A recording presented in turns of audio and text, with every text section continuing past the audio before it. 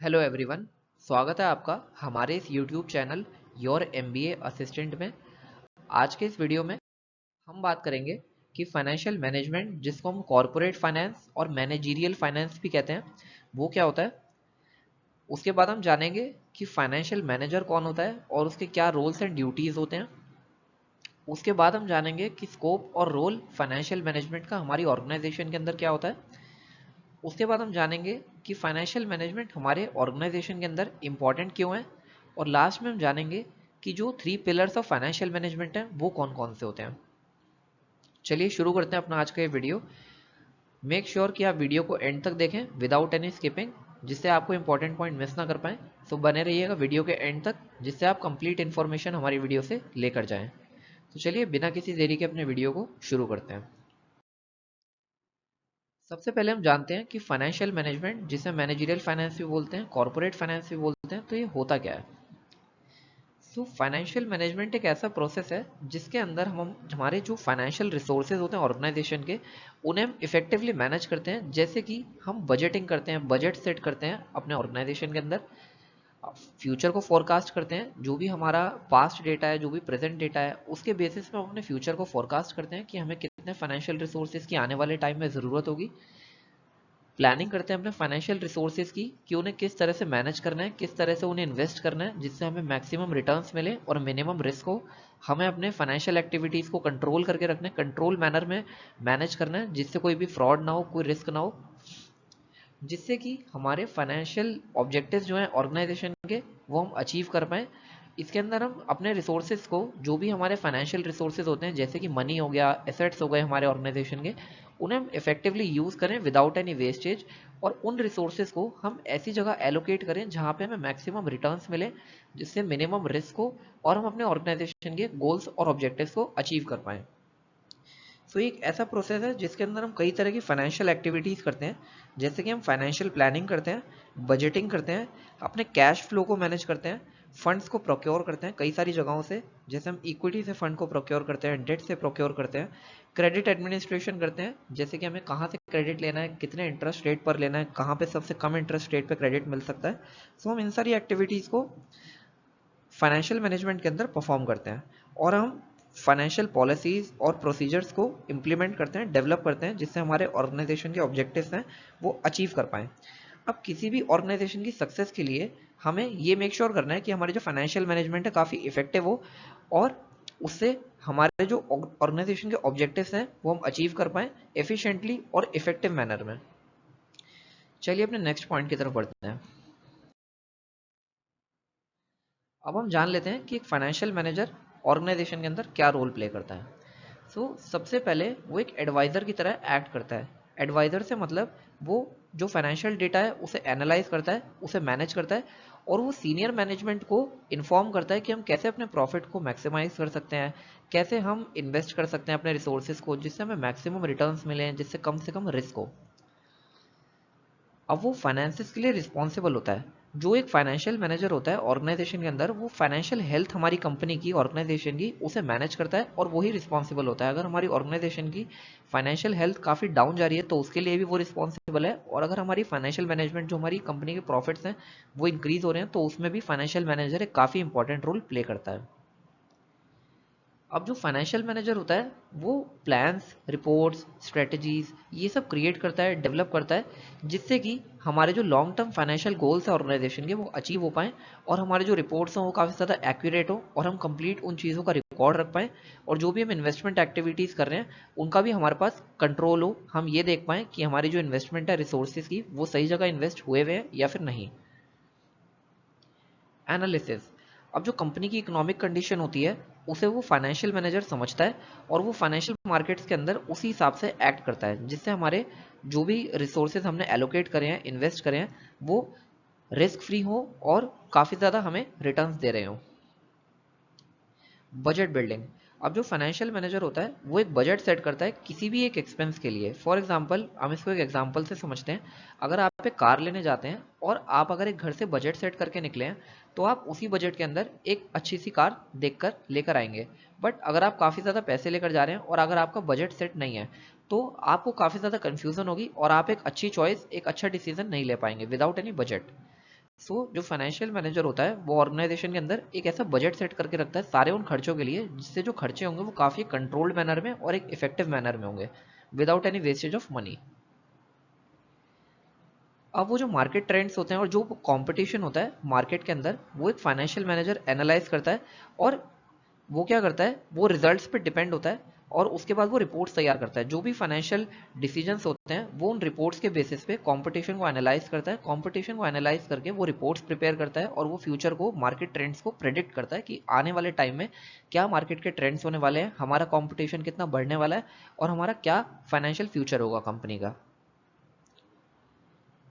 अब वो प्रिडिक्ट करता है फ्यूचर को और मॉनिटर करता है। इसके अंदर वो जो कैश फ्लो होता है हमारी कंपनी का, कि हमारा कितना कैश जा रहा है, कितना कैश आ रहा है, वो उन सारे कैश फ्लोज को मैनेज मैनेज करता है, और वो हमारे फ्यूचर ट्रेंड्स देखता है कि आने वाले टाइम में हमें कैश की रिक्वायरमेंट कितनी हो सकती है, कितना हमें फ्यूचर में कैश की रिक्वायरमेंट होगी, कितना हमें चाहिए, कहाँ से हम प्रोक्योर करेंगे। तो वो सारे काम फाइनेंशियल मैनेजर एक ऑर्गेनाइजेशन के अंदर परफॉर्म करता है। चलिए बढ़ते हैं अपने नेक्स्ट पॉइंट की तरफ। अब हम जान लेते हैं कि स्कोप या फिर रोल फाइनेंशियल मैनेजमेंट का एक ऑर्गेनाइजेशन के अंदर क्या होता है। सबसे पहले हम जानते हैं कि फाइनेंशियल प्लानिंग क्या होता है। फाइनेंशियल प्लानिंग का मतलब ये है कि जो भी हमारा फाइनेंशियल मैनेजमेंट होता है ऑर्गेनाइजेशन के अंदर, वो क्या करता है, वो फाइनेंशियल प्लान्स और पॉलिसीज को डेवलप करता है, उन्हें इंप्लीमेंट करता है, और एक बजट सेट करता है जो कि ऑर्गेनाइजेशन के ऑब्जेक्टिव्स की डायरेक्शन में हो। जिस तरफ ऑर्गेनाइजेशन के ऑब्जेक्टिव्स हैं उसी तरफ ये सारे फाइनेंशियल प्लान्स और पॉलिसीज जा रहे हो।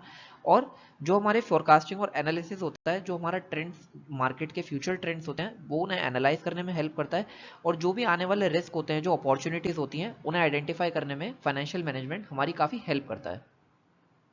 चलिए जानते हैं अपना नेक्स्ट पॉइंट। हमारा नेक्स्ट पॉइंट है रिसोर्स एलोकेशन।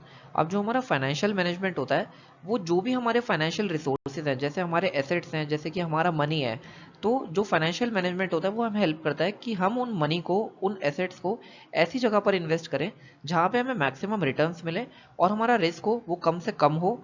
इसके अंदर हम डिसाइड करते हैं कि हमारी इन्वेस्टमेंट किस तरफ होनी चाहिए, कौन सी ऐसे पोर्टफोलियो में इन्वेस्टमेंट होनी चाहिए जहाँ पर हमारा मैक्सिमम रिटर्न हमें मिले और मिनिमम रिस्क हो। हम कहाँ से लोन लें जहाँ पे हमें सबसे कम इंटरेस्ट रेट पे हमें लोन मिल जाए, या फिर अदर फाइनेंशियल इंस्ट्रूमेंट जो कि हम उस वे में यूज़ करें जो ऑर्गेनाइजेशन के गोल्स को अचीव करने में हेल्प करते हैं। चलिए बढ़ते हैं अपने नेक्स्ट पॉइंट की तरफ, फाइनेंशियल कंट्रोल।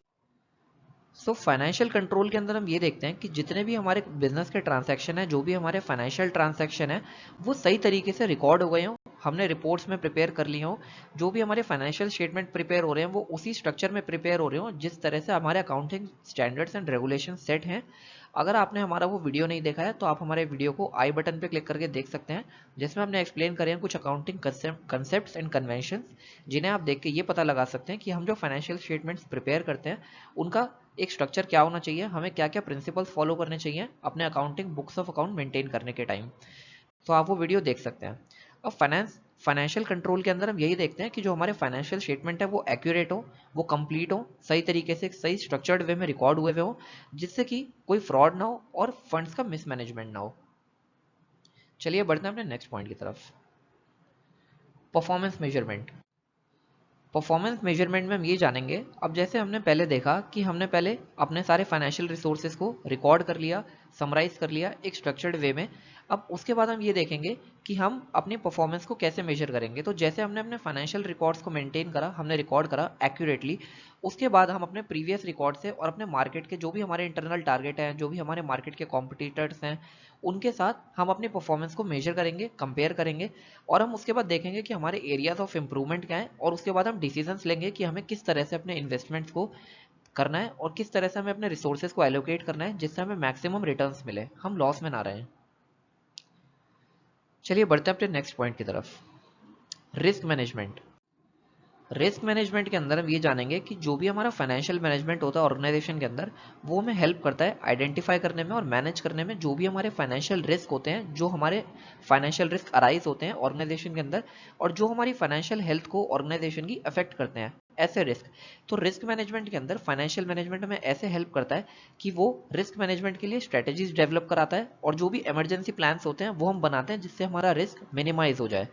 फाइनेंशियल मैनेजमेंट हमें रिस्क मैनेज करने में भी काफी ज्यादा हेल्प करता है। अगर मैं आपको इन शॉर्ट बताऊं तो जो हमारा फाइनेंशियल मैनेजमेंट होता है वो किसी भी ऑर्गेनाइजेशन की सक्सेस में एक बहुत ज़्यादा इंपॉर्टेंट रोल प्ले करता है, क्योंकि इससे हम मेक श्योर करते हैं कि जो भी हमारे फाइनेंशियल रिसोर्सेज है वो इफेक्टिवली और एफिशिएंटली यूटिलाइज हो रहे हैं, और जो भी हमारे फाइनेंशियल रिस्क अराइज हो सकते हैं वो काफ़ी सही तरीके से अप्रोप्रिएट तरीके से मैनेज हो पा रहे हैं। इसके अंदर यही लिखा है। चलते हैं अपने नेक्स्ट पॉइंट की तरफ। अब हम जान लेते हैं कि फाइनेंशियल मैनेजमेंट इंपॉर्टेंट क्यों है किसी भी ऑर्गेनाइजेशन के अंदर।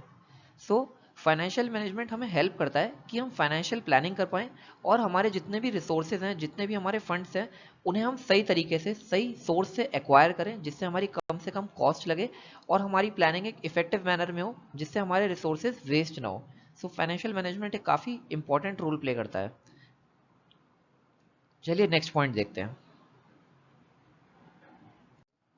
अब हमने जो भी फंड्स कहीं से, चाहे इक्विटी से चाहे डेट से, जो भी फंड्स हमने एक्वायर करें हैं अपनी ऑर्गेनाइजेशन के अंदर, हम फाइनेंशियल मैनेजमेंट की हेल्प से उन्हें इफेक्टिवली और एफिशिएंटली यूटिलाइज करते हैं, और जो भी फंड्स हमने एक्वायर करें हैं उन्हें ऐसी जगह एलोकेट करते हैं जहां से हमें मैक्सिमम रिटर्न्स मिले और मिनिमम हमारे वेस्टेज हो और हमें मिनिमम रिस्क मिले। अब जो भी ऑर्गेनाइजेशन के अंदर जितने भी इंपॉर्टेंट डिसीजंस होते हैं, ज़्यादातर जो भी डिसीजंस इंपॉर्टेंट होते हैं वो मनी से रिलेटेड डिसीजंस होते हैं।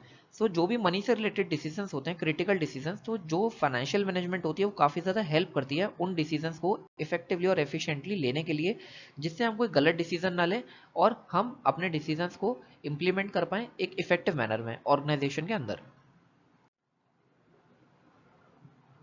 जो फाइनेंशियल मैनेजमेंट होता है वो हमारी ऑर्गेनाइजेशन की प्रॉफिटेबिलिटी भी इंक्रीज करता है, क्योंकि जैसा कि हम जानते हैं कि जो फाइनेंशियल मैनेजमेंट है वो हमारी डिसीजन मेकिंग में हेल्प करता है, हमारे जो भी फ्रॉड्स होते हैं उन्हें प्रिवेंट करने में हेल्प करता है।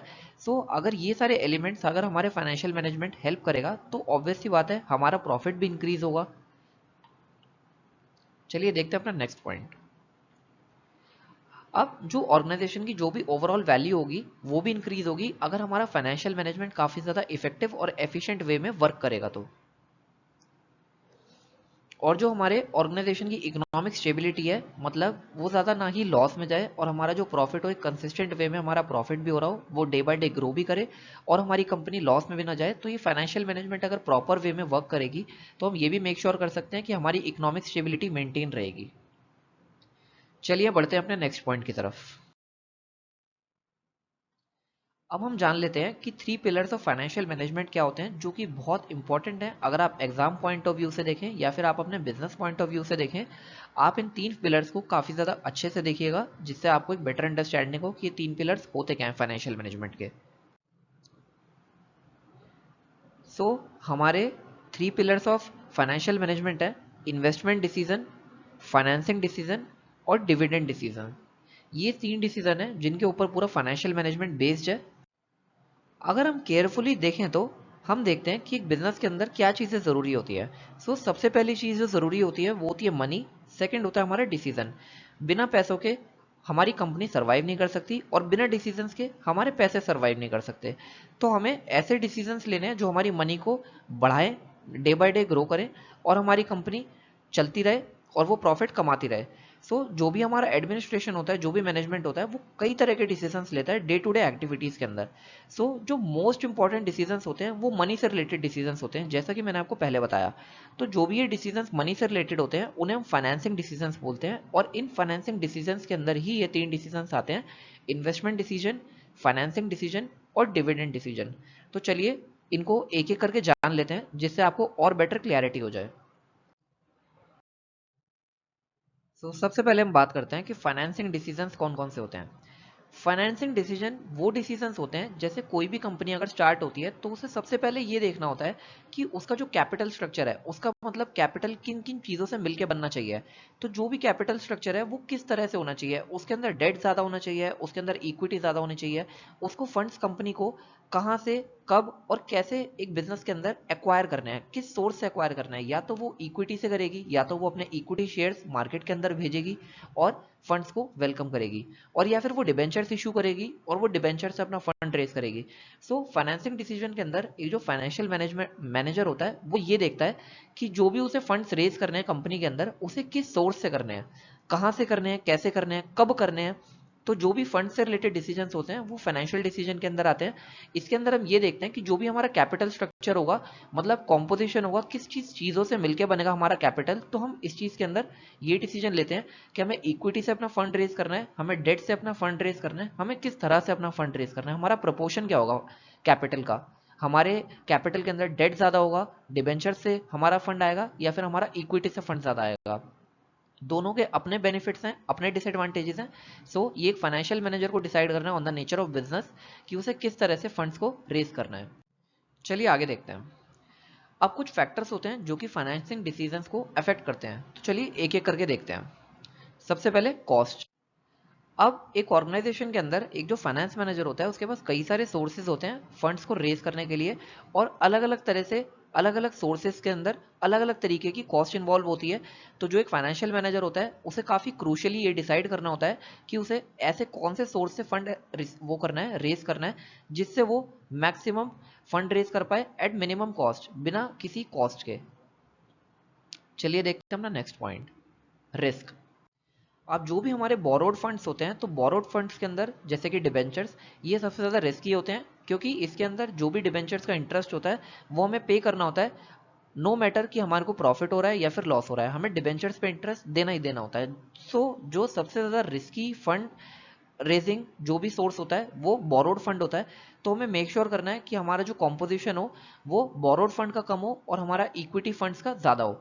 सो ये एक फाइनेंशियल मैनेजर को डिसाइड करना है कि उसका जो फंड रेजिंग सोर्स होगा वो बोरोड फंड कम हो और एक इक्विटी फंड ज्यादा हो। So on the nature of business ये एक फाइनेंस मैनेजर को काफी क्रूशियली डिसाइड करना है कि कौन से फैक्टर के अंदर, कौन से सोर्स के अंदर सबसे कम रिस्क है। चलिए देखते हैं अपना next point, cash flow position. अब जैसा कि हम जानते हैं कि कैश फ्लो एक कंपनी के अंदर डे टू डे एक्टिविटीज को परफॉर्म करने के लिए काफी रिक्वायर्ड रहता है, काफी ज्यादा जरूरी होता है। जो कंपनी की डे टू डे एक्टिविटीज होती हैं उसके अंदर काफी ज्यादा कैश फ्लो होना चाहिए, फंड्स का आना जाना। सो एक ऐसी जगह पे फाइनेंस मैनेजर को इन्वेस्ट करना चाहिए पैसा, जिससे कि एक कांस्टेंट, एक कंसिस्टेंट वे में एक इनकम आती रहे, जिससे कि जो कंपनी का कैश फ्लो है, जो उसकी डे टू डे एक्टिविटीज हैं, जो उसके डे टू डे एक्सपेंस हैं, वो फुलफिल होते रहे। उसे ऐसी जगह पे इन्वेस्ट नहीं करना अपना पैसा जहां पर काफी ज्यादा रिस्क हो, और जहां पे ऐसा कोई ऑप्शन हो जहां पे कि मतलब उसके पास एक दिन कोई ऐसा हो जहां पे उसके पास पैसा ही नहीं आ रहा और उसकी जो डे टू डे एक्टिविटीज हैं वो हिंडर हो रही हैं, वो बार हो रही हैं वो। चलिए देखते हैं अपना नेक्स्ट पॉइंट, मार्केट कंडीशन। अब जैसा कि हम जानते हैं कि जब मार्केट बूम में होती है तो हम इक्विटी इशू करके काफ़ी ज़्यादा फंड रेज कर सकते हैं, बट जब मार्केट डिप्रेशन में होती है तो फर्म को डेप्ट यूज़ करना पड़ता है, कंपनी को डिबेंचर्स इशू करने पड़ते हैं, जो कि एक काफ़ी रिस्की प्रोसेस होता है। तो जो एक फाइनेंस मैनेजर होता है उसे मार्केट की कंडीशन को काफ़ी अच्छे से एनालाइज करना होता है, और उसे ये देखना होता है कि मार्केट की कंडीशन के हिसाब से उसे कौन सा ऐसा सोर्स यूज़ करना है फंड रेज करने के लिए जो कि इफेक्टिव हो और जो कम रिस्की हो, और जिसके अंदर कोई इंटरेस्ट रेट ज़्यादा ना हो, जिसके अंदर कॉस्ट ज़्यादा ना हो, रिस्क ज़्यादा ना हो, और जिसके से कैश फ्लो बना रहे कंपनी के अंदर। चलिए देखते हैं अपना next decision, investment decision. Investment decision को हम कैपिटल बजटिंग डिसीजन डिसीजन भी बोलते हैं। अब इसके अंदर, अब आप जैसे मान लीजिए आपने फाइनेंसिंग डिसीजन पढ़ा, फाइनेंसिंग डिसीजन के अंदर एक जो फाइनेंस मैनेजर है उसने ये जान लिया कि उसे फंड कब रेज करना है, कहाँ रेज करना है, किस तरह से, किस सोर्स से रेज करना है, उसे डेट डेट से रेज करना है या फिर उसे इक्विटी से रेज करना है। अब जो भी फंड्स हमारे फाइनेंसिंग डिसीजन से आए, अब हम उसे ये मेक श्योर करेंगे कि उन फंड्स को हम ऐसी जगह पे इन्वेस्ट करें जहाँ पे हमें मैक्सिमम रिटर्न्स मिले, जहाँ पे कम से कम रिस्क हो, और जो हमारे फाइनेंशियल रिसोर्सेज हैं उनका अटमोस्ट यूटिलाइजेशन हो, वहाँ पे सबसे ज़्यादा उन्हें यूटिलाइजेशन हो और हमें मैक्सिमम रिटर्न्स मिले, जहाँ पे रिस्क बहुत कम हो। कहीं ऐसा नहीं कि हमने ऐसी जगह पे हमारा पैसा इन्वेस्ट कर दिया जहाँ पे कंपनी का पैसा ही डूब गया और हम इन्वेस्टर्स को पैसा वापसी रिटर्न ही नहीं कर पा रहे और ना ही हमारा प्रॉफिट हो रहा। तो इन्वेस्टमेंट डिसीजन एक काफ़ी क्रूशियल डिसीजन होता है जो कि एक फाइनेंस मैनेजर को लेना होता है। सो इन्वेस्टमेंट हमें अपने फंड्स की, अपने जो भी हमने फंड्स रेज करे हैं उसे हमें ऐसी जगह एलोकेट करना है जहाँ पे हमें मैक्सिमम रिटर्न्स मिल पाए। सो इस डिसीजन के अंदर हम इस बारे में बात करेंगे। चलिए अब देखते हैं कुछ फैक्टर्स जो कि इन्वेस्टमेंट डिसीजंस को काफ़ी ज़्यादा अफेक्ट करते हैं। Cash flow of the venture. So इसके अंदर कैश फ्लो, वेंचर के अंदर जो भी हमारी ऑर्गेनाइजेशन है उसके अंदर हमारा कैश फ्लो बने रहना चाहिए। ऐसी जगह पे हमें पैसा इन्वेस्ट करना है जहां से हमें डे टू डे अर्निंग आ रही हो और जिससे हमारे day to day operations smoothly चल सके। ऐसी कोई जगह पे हमें पैसा नहीं लगाना जहां पे हमारे पैसे डूब जाएं या फिर जो इनकम हो वो इनकंसिस्टेंट हो, जो कंसिस्टेंट वे में हमें रिसीव ना हो रही हो। सो हमें इस चीज का काफी ज्यादा ध्यान रखना है। चलिए देखते हैं अपना नेक्स्ट पॉइंट, प्रॉफिट्स। अब जो भी हमारा फाइनेंस मैनेजर होगा ऑर्गेनाइजेशन के अंदर, उसे सबसे पहले ये देखना है कि उसके को कई सारे पोर्टफोलियो को कंपेयर करना है कि उसके फंड्स जहां भी वो इन्वेस्ट करेगा उसे सबसे ज्यादा रिटर्न्स कहां पर मिल रहे हैं, सबसे ज्यादा प्रॉफिट्स कहां पे मिल रहे हैं। क्योंकि एक बिजनेस के अंदर, एक ऑर्गेनाइजेशन के अंदर जो सबसे मेन ऑब्जेक्टिव होता है बिजनेस का, वो प्रॉफिट अर्न करना होता है।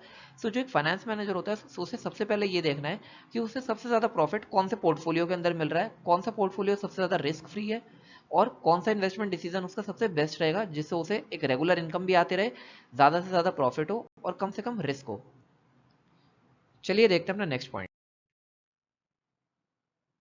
Dividend decision. डिविडेंड डिसीजंस वो होते हैं, अब जैसे मान लीजिए आपने अपने फंड रेज कर लिए फाइनेंसिंग डिसीजंस के अंदर, इन्वेस्टमेंट डिसीजंस के अंदर आपने उन फंड्स को एलोकेट कर दिया ऐसी जगह पर जहां पे आपको मैक्सिमम रिटर्न्स मिल रहे हैं और मिनिमम रिस्क है। अब उसके बाद आप अगर प्रॉफिट अर्न करेंगे तो उस प्रॉफिट को आपको शेयर होल्डर्स को बांटना भी है। सो डिविडेंड डिसीजंस के अंदर दो चीजें होती हैं, एक तो रिटेन्ड अर्निंग होती है और एक डिविडेंड प्रॉफिट होता है। या तो आप उस अर्निंग को रिटेन कर सकते हैं और दोबारा से री इन्वेस्ट कर सकते हैं अपने बिजनेस के अंदर, इसे हम फ्लो बैक टेक्निक भी कहते हैं। जिससे कि एक बिजनेस प्रॉफिट अर्न करता है अपने इन्वेस्टमेंट से, अपने बिजनेस से, बिजनेस एक्टिविटी से, और उस प्रॉफिट को दोबारा से री इन्वेस्ट कर देता है अपने उसी बिजनेस के अंदर। इसे हम रिटेन्ड अर्निंग भी बोलते हैं और इसे फ्लो बैक मेथड भी बोलते हैं। दूसरा मेथड ये होता है कि हम उस प्रॉफिट को एज अ डिविडेंड या फिर as a interest on debentures हम उसे डिस्ट्रीब्यूट कर देते हैं, डिसेमिनेट कर देते हैं अपने इन्वेस्टर्स को। अब इसके कुछ फैक्टर्स हैं जो कि हमारे डिविडेंड डिसीजंस को अफेक्ट करते हैं, चलिए जानते हैं। डिपेंडेबिलिटी इन अर्निंग्स। अब जो डिविडेंड डिसीजंस होता है उसके अंदर हम क्या करते हैं, हम ये देखते हैं कि हमें प्रॉफिट डिस्ट्रीब्यूट करना है या फिर हमें रिटेन करना है। इन केस अगर हम प्रॉफिट डिस्ट्रीब्यूट करेंगे तो हम जो भी डिविडेंड का जो भी रेट रखेंगे वो हम उसी हिसाब से रखेंगे कि हमारी इनकम कितनी है। अगर हमारी ज्यादा इनकम होगी तो हम उस हिसाब से डिविडेंड को इंक्रीज रेट पर दे सकते हैं, और अगर हमारी इनकम अगर कम होगी और कम हमारा रिस्क ज्यादा होगा और हमारी इनकम कम होगी तो उस केस में हम डिविडेंड को लो भी रख सकते हैं। सो ये थी हमारी आज की वीडियो। अगर आपको हमारी वीडियो पसंद आई हो तो आप लाइक कर सकते हैं, अपने फ्रेंड्स के साथ शेयर कर सकते हैं, हमारे चैनल को सब्सक्राइब कर सकते हैं ऐसी इंफॉर्मेटिव वीडियोस के लिए। Thanks for watching our video, have a nice day.